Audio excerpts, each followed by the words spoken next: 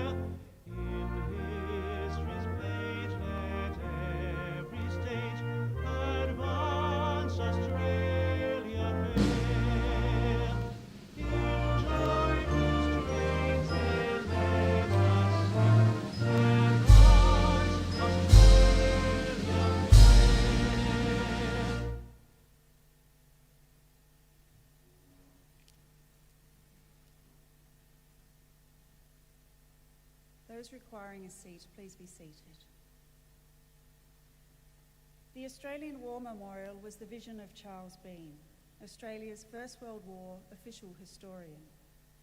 Bean landed with the Australian troops on Gallipoli and stayed with them at the front through to the end of the war.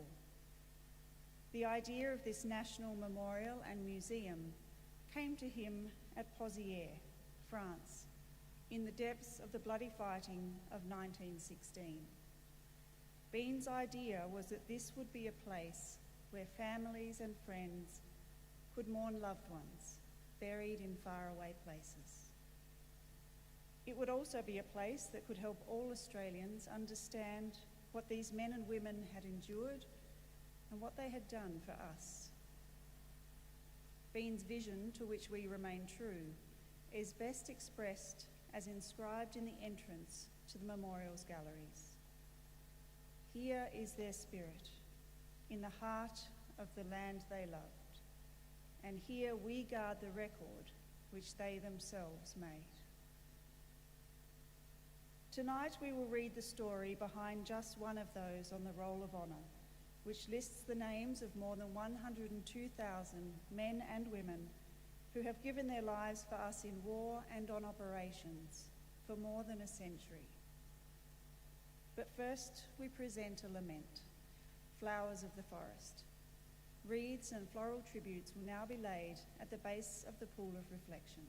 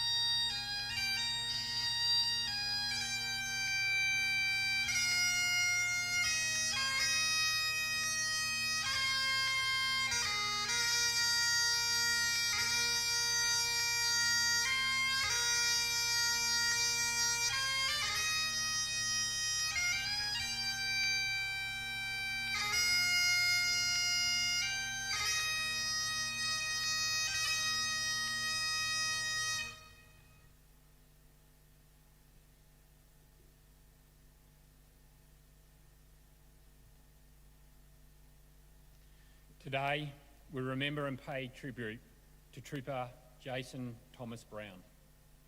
Jason Brown was born on the 16th of July 1981 to Graham, a Vietnam veteran, and Anne Brown. 4 years later, his sister Stephanie was born. His mother Anne recalled that as a baby, he was always smiling. He was just like the sun. He was blessed with a dry sense of humour, and he loved playing pranks. He also had a steely determination and grew up knowing what he wanted to do in life. It was when he was about 5 years old that Jason first expressed his desire to join the Australian Army. Over the years, that desire only increased, and he set his sights on becoming a member of the Special Air Service Regiment. He grew up in Sydney's northern suburbs and attended Oak Hill College at Castle Hill. Jason loved sport and was a noted rugby league player. After he had finished high school, Jason, aged 18, joined the Australian Army on the 13th of June 2000. His father Graham later recalled that after Jason told him he intended to join the infantry corps, Graham said to him, "Why infantry? You need to get a trade so that when you leave the army, you'll have a qualification." Jason responded, "I don't intend on leaving. I'm in for good." After basic training at the 1st Recruit Training Battalion, Kapooka, he was posted to Singleton for his initial employment training as an infantryman. On completing IETs, Jason was posted to the 1st Battalion, the Royal Australian Regiment. Graham recalled that he was really stoked because that was my old battalion. Jason deployed for the first time to Timor in late January 2001, joining 1RAR, which he had deployed the previous October as part of Op Tanager. He returned to Australia following the battalion's successful deployment in May. He was back in Timor for a second deployment from May to October 2003. In 2004, Jason passed the initial entry course and was posted to the 4th Battalion, the Royal Australian Regiment Commando. He was kept busy with a raft of courses over the next 12 months to fully qualify as a commando. On the 1st of May, Jason was promoted to Acting Lance Corporal. At the end of the month, he deployed to Timor for a third time and returned to Australia at the end of August. The following month, his promotion was made substantive. In 2007, Jason attended and passed the gruelling SAS selection course. This realised a life dream, earned him the Wing Dagger and Sandy Beret. It was his proudest moment. He also reaffirmed his pledge to remain a soldier for life. After joining his squadron, Jason was sent on a multitude of different training courses. In mid-2008, during a parachute course, Brownie, as he was known to his mates, broke his leg during a jump. One of his mates later recalled that instead of sitting around and feeling sorry for himself, he would go down to the local shooting club in Perth every day. That was the type of person he was. After conducting force preparation at the end of April 2010, Jason deployed to Afghanistan with his unit as part of Op Slipper on the 24th of June. The pace of operations was constant because of an upsurge in Taliban activity. On the 13th of August, Jason was part of a 5-man patrol that had been involved in a disruption operation in northern Kandahar province. Towards the end of the operation, the patrol was faced with crossing a river before reaching their extraction point. As the Australians made towards a crossing point, they passed a dense thicket of vegetation along the riverbank. Without warning, the patrol came under heavy fire from a concealed belt-fed weapon at close range. Jason, who was in the middle of the patrol, took the full force of the opening salvo. Despite wearing a helmet and body armour, Multiple machine gun rounds pierced his side and he fell immediately. His patrol mates reacted instantly, running 20 metres across open ground to come to his aid. One member of the patrol remained with Jason, his equipment and clothing being hit by enemy fire multiple times. From this very exposed position, he fired on the enemy, killing their machine gunner. This allowed another member of the patrol to move forward to assist him moving Jason to a location where they were able to render first aid. Despite the best efforts of his mates, Jason was unable to be saved. For their actions, 2 members of the patrol were subsequently decorated for gallantry. One received a commendation for distinguished service, the other received the Star of Gallantry, Australia's second highest award. Jason's body was repatriated to Australia and his funeral was held 2 weeks later with full military honours at the Queen of Peace Church in Sydney. It was the same church in which he had been both baptised and confirmed. More than 700 people attended to celebrate his life.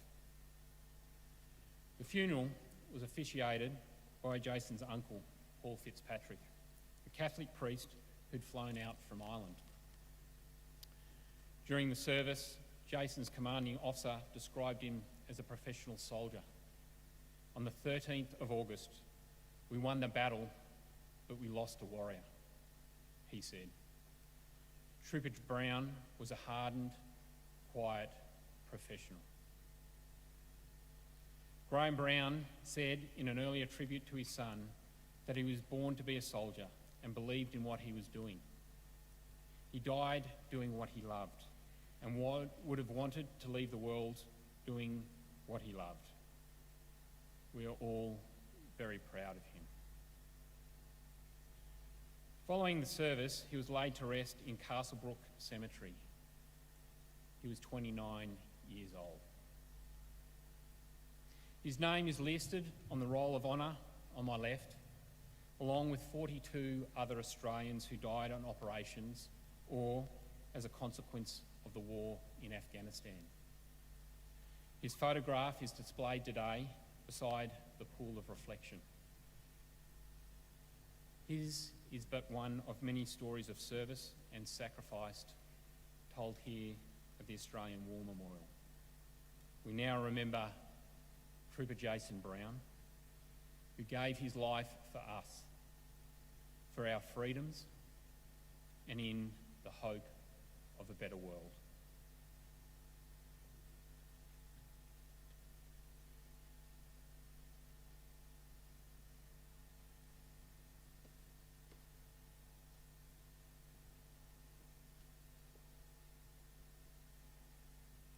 Please stand for the reading of the Ode and the sounding of the last post.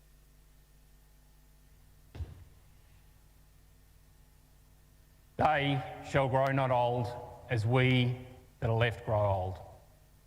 Age shall not weary them, nor the years condemn. At the going down of the sun and in the morning, we will remember them.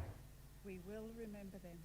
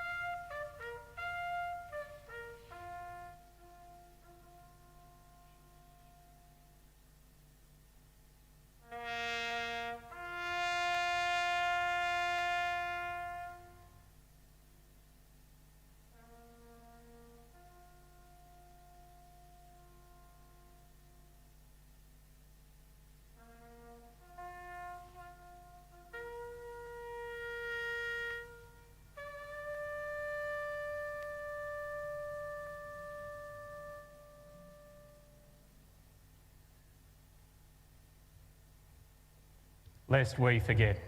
lest we forget.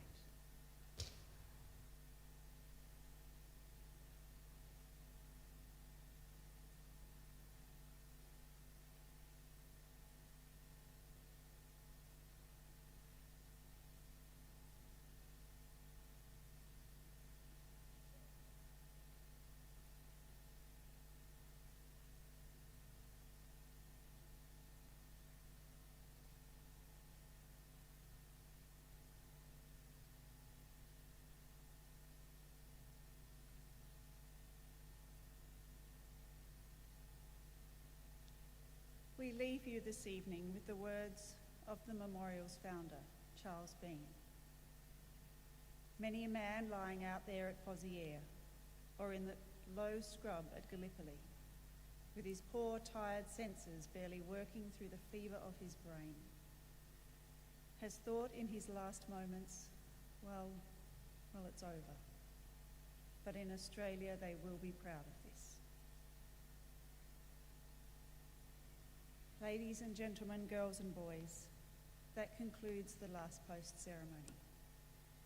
We thank you for visiting the Australian War Memorial, and we wish you all a very good evening. Thank you.